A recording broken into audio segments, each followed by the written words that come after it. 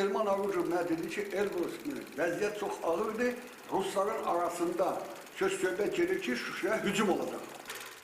Real Təhlil İnformasiya Mərkəzi Audiovizual Şuranın dəstəyi ilə sayca 14-cü sənədli filminin çəkilişlərinə başlayıb. Lentə alınan sənədli film işğaldan azad olunan Qarabağın incisi Şuşa haqqında olacaq.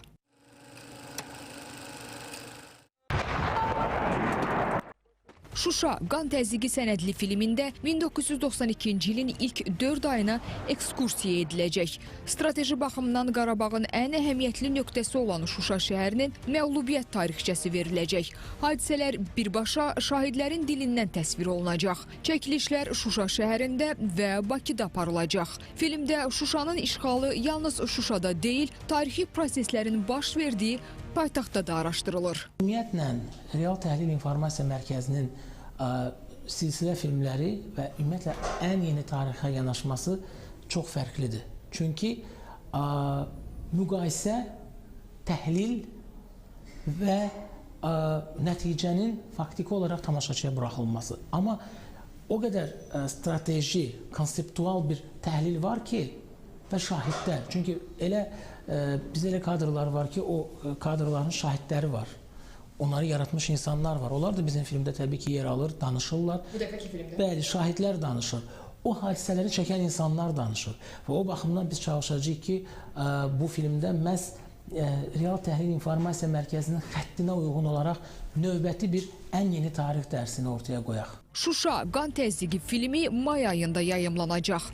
Qeyd edək ki, Real Təhlil İnformasiya Mərkəzi buna qədər Audiovizual Şuranın dəstəyi ilə müəllifi Mirşahin olan Bir çevriliş cəhdinin tarixçəsi, 3 qat çevriliş, ilk böyük qayıdış, terrorun payız və yaz şumu, şəxsi heyət çıxışa, tarixə sancılmış bayraq, sonuncu mismar, müəllifi Lalə Nurəddin qızı olan Kəlbəcər Ellegiya və Ballada, Elcan Məmmədovun Edam Kötüyü, Vəfa Həmzəyevanın Mina, torpağın altındakı müharibə, ayaqlarla referendum kimi sənədli filmləri istehsal edərək yayımlayıb.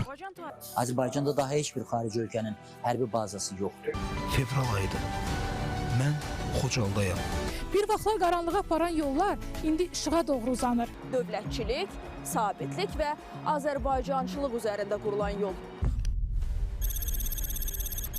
Bundan başqa, Real Təhlil İnformasiya Mərkəzinin Medianın İnkişafı Agentliyinin dəstəyi ilə hazırladığı müəllif layihəsinin bu həftə sadəcə 30-cu buraxılışı yayımlanacaq. Müəllif layihəsi ötən ildən yayımlanır və kifayət qədər özünə izləyici kütləsi toplaya bilib. Layihənin müəllifi Aybəniz Məhərrəmova hazırladığı xüsusi buraxılışlarda günümüzdə maraqlı izlənəcək mövzulara toxunur. Buraxılışlarda araşdırma mövzulara da yer verilir. İnsanın genetik cəhətdən onun bütün məlumatları isbat edir ki, hər bir insan 120 il yaşaya bilər.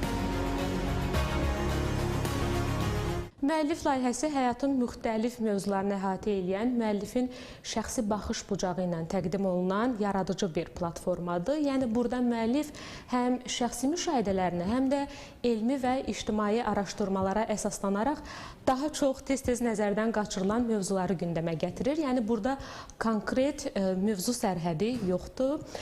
Yeni başlayan hər bir layihə kimi, əlbəttə ki, bizim də qarşımızda müəyyən bir məqsədlər, öhdəliklər var idi və cəmiyyətin hətta ziyalı təbəqələrindən belə layihəmizə verilən pozitiv rəylər bizə onu deməyə əsas verir ki, məqsədimizə çatmışıq və açığı bu bizə daha əzmlə çalışmağımız üçün stimul verir.